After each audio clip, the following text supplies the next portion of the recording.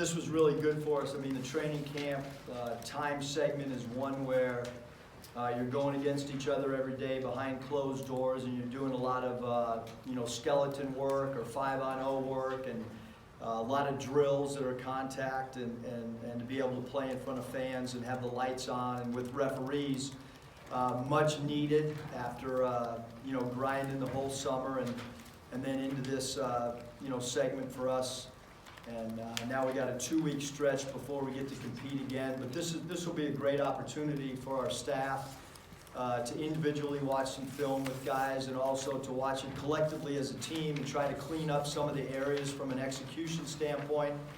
I thought from execution offensively, we probably a little bit ahead of where I thought we might be as far as spacing, and defensively we got to get a lot better in a lot of areas, but overall pleased with the performance and the guys picking up the offensive terminology and such in such a short period of time.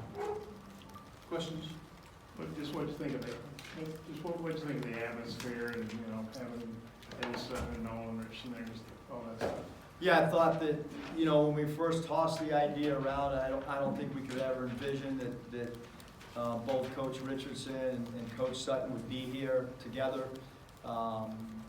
To be able to do the photo op afterwards with our guys, and then Monday we're going to kind of really dive into the history of both coaches and what they did for this program, I mean it's really cool. It's really neat. I'm new to the area, obviously, but understand the significance of what both men did for this state and what they did for the university and the basketball program. So to be able to have them come in a setting like tonight I thought it was really cool. I guess which players stood out to you, as far as playing well? I thought that several guys. I thought Jimmy Witt did a great job rebounding the basketball. I liked how he didn't force the issue from an offensive standpoint. I thought, especially the first segment of the game offensively, Isaiah Joe was outstanding with his 3-point shooting and spacing and not trying to force the issue. I thought Adriel Bailey did a great job of slashing and getting extra possessions. He took 2 shots that were mid-range shots that we did not, we don't feel that's in his wheelhouse, so to speak, and we discussed that with him. But and then I hate to bring it up, but Connor's, we're a lot different when he's on the floor because he spaces it. He adds a dimension from obviously the size factor, but his 3-point shooting, when you put him out there with some of our other guys, our spacing just opens up, and there's a lot more dribble drives. It's not often, that you would say that your dribble drive lanes open up when a 7-2 or 7-3 guy is on the floor, but when Connor's on the floor, our passing becomes a lot better, our rebounding becomes a lot better, our offensive flow becomes a lot better. Coach, is there any, timeline when you think you might hear something on Connor? And also, when you split these teams up, did you know the Red had a little bit of the initial Red had a little bit of an advantage, or did you try to go even? Yeah, we tried to go even from a positional standpoint, more so than, trying to, make the score even. Positionally, because of the number of guys we have and down a scholarship player, we knew that it was going to be a little bit tilted one way or the other. I thought, the first half, the team that, was significantly better was because they were significantly better rebounding. And, you're going to hear that theme after every game and before every game is, how we rebound is going to dictate what the end results are for us. And at halftime, if you look at those halftime stats and you see the team that was clearly executing better, they were also rebounding the ball and getting extra possessions as well. And the team that got down by a significant margin did not rebound the basketball at all. I could have gone out there myself and rebounded as well as that group. And Vanover timeline? Yeah, I mean, with Connor's timeline is, you know, you never know. I mean, we have no way of knowing, you know, when we'll hear one way or the other. Yeah, as far as the poor rebounding, I guess, by the white team in the first half, what'd you say to them at halftime? Because they seem like they did a better job in the second half. Yeah, just try to point out, you know, that rebounding is, you know, a lot of things. It's blocking out, it's pursuing rebounds outside of your area, it's trying to range rebound, it's if you can't grab the ball with two hands, can you keep it alive by tipping it?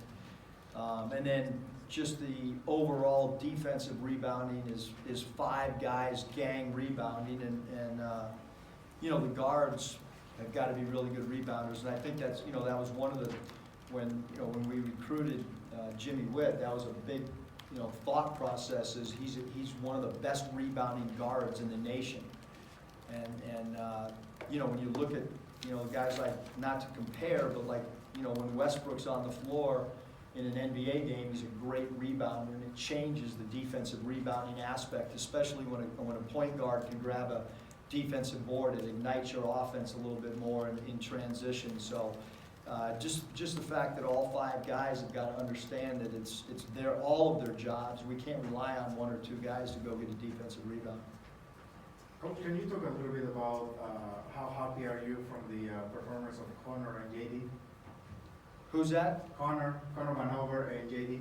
Yeah, JD is you know, behind closed doors, JD Notte has been a guy that's, you know, at times has dominated practices, and then there's times where he turns the ball over a little bit and gets a little bit sloppy, but the year of development that he'll have, his developmental year, we'll call it, instead of a sit-out year, is vital to us, because, you know, he is a player that is really, really good one-on-one player. He can create his own shot.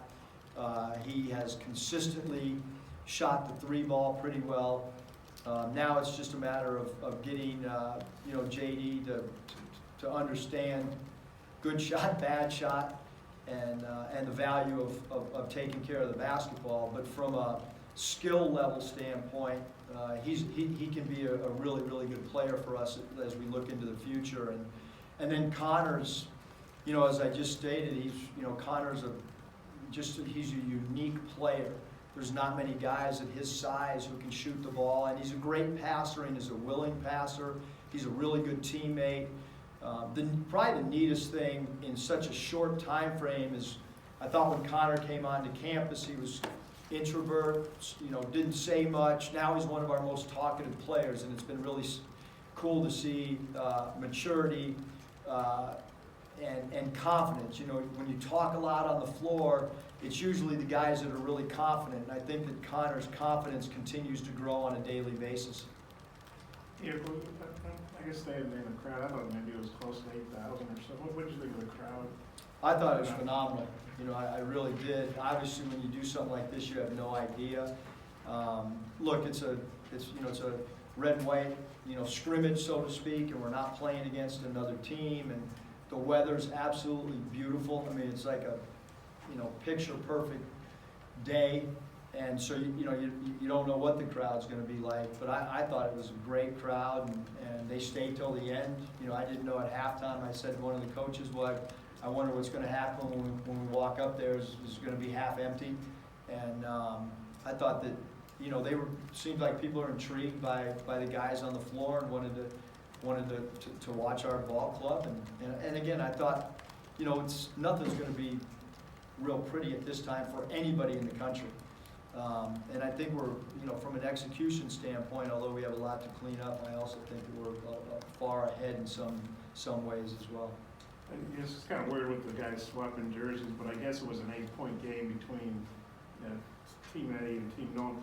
Do you think that the first white team that switched to red, that they were more competitive? Do you think they kind of got their pride kicked a little bit in that first half? What do you think got them going in the second half? Yeah, you know, I think that, you know, the one thing in basketball, and it's something that I repeat all the time, is, you know, my dad used to always talk about there's 3 runs in every game.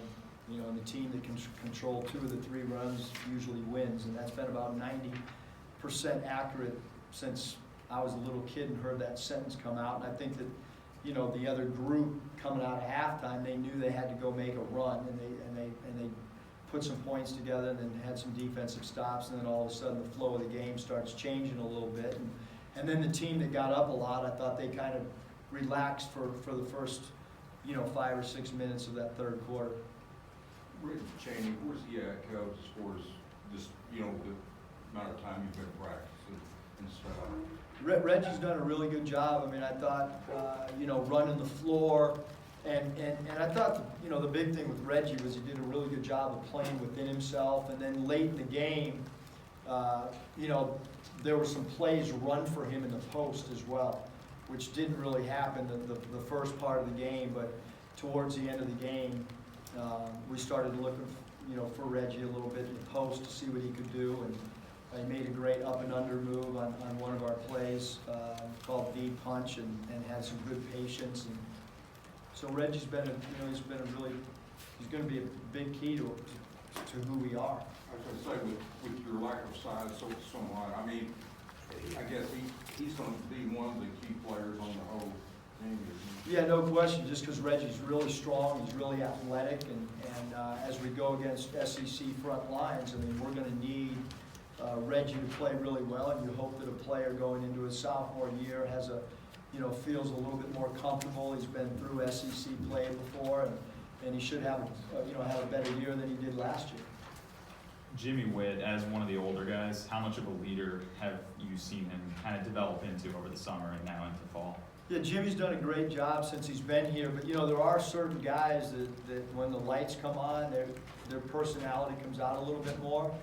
And certainly, if I could say 3 guys that when the lights come on, or when we've gone more live scrimmage, even behind closed doors in practice, Jimmy and Connor and Isaiah have been 3 guys that seem, again, we haven't done anything other than a few live segments in practice and then today, but those 3 guys seem to like the lights being on.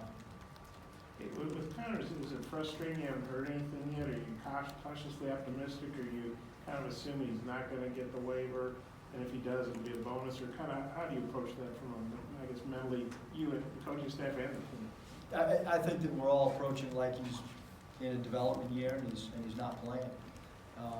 That's kind of how I've put the teams together in practice, and then if he's able to get the waiver, then that's great. Looking around the country, there's been quite a few guys that have gotten it, and I think that he's got as good a case or whatever you want to say as anybody. Final question, Coach, anyone? Anyone?